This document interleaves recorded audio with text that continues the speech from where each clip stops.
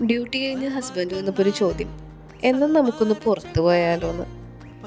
കേട്ട പാതി ഞാൻ എൻ്റെ മേക്കപ്പ് ഐറ്റംസ് എല്ലാം എടുത്തൊന്ന് റെഡി ആവാൻ തുടങ്ങി. അപ്പോൾ നമുക്കൊന്ന് പുറത്തു പോയിട്ട് വരാം.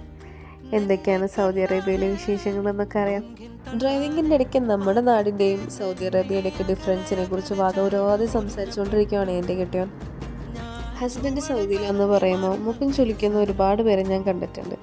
പക്ഷെ ഒരിക്കലും അജിത്ത് ആ നാടിനെ കുറിച്ച് മോശമായിട്ടൊരു കാര്യം പറയുന്നത് ഞാൻ കേട്ടിട്ടില്ല. ഒരുപക്ഷെ സ്വന്തം കാലിൽ അവനെ നിൽക്കാൻ പഠിപ്പിച്ചത് ഈ നാടായതുകൊണ്ടായിരിക്കും. ബൈ ദ വേ, ഞാൻ ഇന്ന് കപ്പ് വാങ്ങിക്കാനാണ് വന്നിരിക്കുന്നത്, ചായ കുടിക്കാനുള്ള കപ്പ്. പിന്നെ ഒരു സ്ഥലത്ത് വന്നിട്ട് ഇങ്ങനെ ഞാൻ കപ്പ് മാത്രം വാങ്ങിച്ചിട്ട് പോവാം. എന്നാൽ പിന്നെ ഞാൻ അവിടെ എല്ലാം കറങ്ങി എനിക്ക് ആവശ്യമുള്ള സാധനങ്ങളെല്ലാം എടുത്തു. പിന്നെ പുറത്തിറങ്ങിയപ്പോൾ ഞാൻ എൻ്റെ സ്വഭാവം കാണിച്ചു. എനിക്ക് വിശക്കുന്നേന്ന് പറഞ്ഞ് വാശി പിടിച്ചു. എന്തോ വലിയ ബില്ലൊക്കെ ഉണ്ട്, എന്തോ കാര്യമായിട്ട് ഓർഡർ ചെയ്തിട്ടുണ്ട്. പക്ഷെ ചതിച്ചതാ, ഈ ഐസ്ക്രീം മാത്രമേ വാങ്ങിച്ചു തന്നുള്ളൂ. പക്ഷേ ഐസ്ക്രീം കൊള്ളാട്ടോ.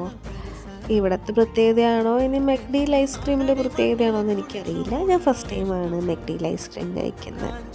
അപ്പോൾ ഇന്നത്തെ സൗദി വിശേഷങ്ങൾ ഇത്രയേ ഉള്ളൂ. അപ്പോൾ ശരി.